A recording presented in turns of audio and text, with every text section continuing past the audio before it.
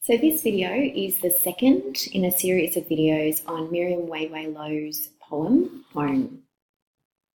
So we're going to start by looking at part one of the poem, which is One Day I Will Find It. Now I'll just take some time to read the first stanza, then we'll go through and look at some of the techniques that Lo has used to demonstrate that metaphorical connection to home and also that contrast between the East and the West. So she writes, I'll follow the smell of food, fried ikan balls, roast lamb and mangoes, or the sound of water touching down on the sand, stone, mud. Perhaps the code of entry will be in Braille, and I must stand in a dark room at midnight, weeping, and running my fingers over 2 stone tablets. It will be in my mouth, a thin wafer of honey, the bitter salt taste of my husband's sweat.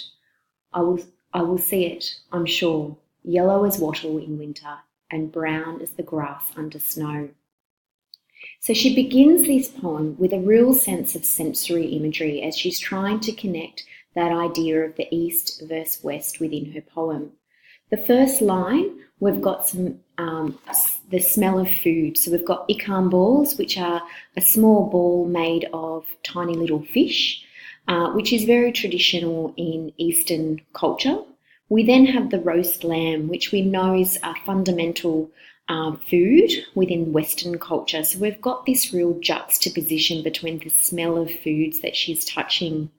We then move on to the sound of water touching down on sand, stone, mud. And again, we've got this sensory imagery of the sound that she's feeling that might be associated with this sense of home. We've got this accumulation of ideas in terms of sand, stone, mud, which again is mixed with that alliteration that's present there. Then we've got something that shifts a little bit in the way that she's describing this idea of home. So she says perhaps, and we've got low modality there in terms of perhaps this will be the way that she will gain access to this home. The idea that the code of entry will be in Braille. So there's a real sense of mystery here. So Braille being the way in which someone might read something if they were visually impaired with the little bumps. So again, we've got that sensory imagery in terms of this touch. And this idea that this entry to this home, this metaphorical home, will be uncertain to her. We then move on to where she's standing in a dark room at midnight. So we've got this idea of her being isolated, perhaps her being very alone in this dark room at midnight, and she's weeping. So she's crying. So there's this real negative connotations and a sense of emotive language that's coming out through that idea of her weeping.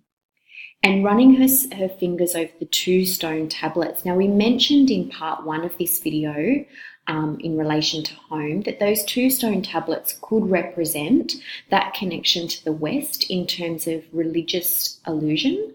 So the idea of the 2 stone tablets that represent the idea of the 10 Commandments. And then it will be in my mouth. So again, the idea of this sensory imagery, and now we've got this element of taste. And we've got a real juxtaposition between these 2 lines here. So a thin wafer of honey. And again, in the first video, we mentioned the idea of that wafer of honey referring to what the Israelites received on their way to the promised lands, on their way to, I guess, search for a sense of connection, a sense of home, a sense of belonging. And she's mixed that or contrast or juxtaposed that with the bitter taste of her husband's sweat. Now, perhaps that husband's sweat could relate to something that's got a little bit of distaste amongst it, something that is a little bit, although familiar, being her husband, something that is bitter, something that is not nice.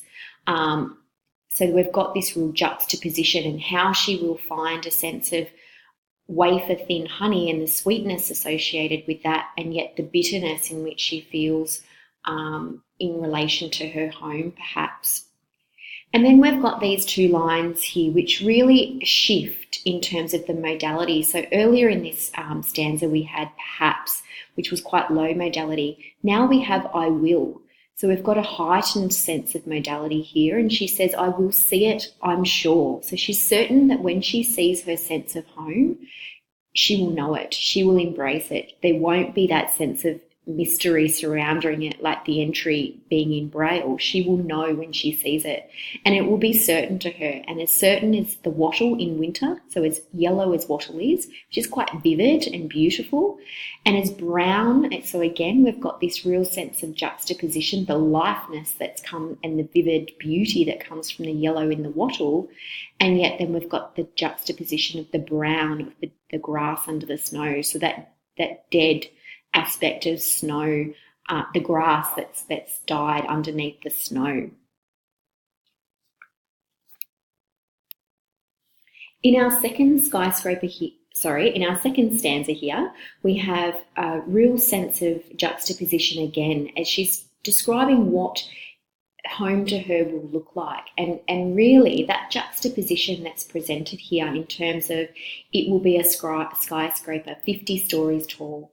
It will be the smallest, most picturesque cottage.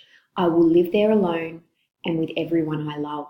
So we've got this juxtaposition, and again, coupled with the high modality of it will, which is really quite interesting and sort of at odds in terms of home for her could be, or it will be, in this instance, a skyscraper which is 50 stories tall, and yet it will be the smallest, most picturesque cottage. So we've got this real juxtaposition here, which creates a real paradox for us. So the juxtaposition coupled with the high modality of it will creates a paradox for us. So it's a real desire to belong, and it's that real, again, contrast between the east and the west. So perhaps the west of the skyscraper and the east of the very picturesque cottage are being put side by side to again show how she is really torn in relation to her sense of home and what that will be. And then the last line of this poem, this stanza, I really like in terms of really heightening her sense of isolation, or her lack of identity or struggle or challenges that she overcomes in order to find a sense of identity through her culture. And she says, I will live there alone and with everyone I love. So again, we've got this paradox of the idea that she is there alone, yet she is there with everyone she loves. So although she might be surrounded by everyone she loves, she's there alone. So there's this real sense of paradox there in terms of her sense of belonging. And again, I think that comes back to how torn she is between her East and Western cultures. Finally, in the third stanza of part one, we have a bit of clarification about what home will not be. So what it won't look like to her. And she says, no children are raped there.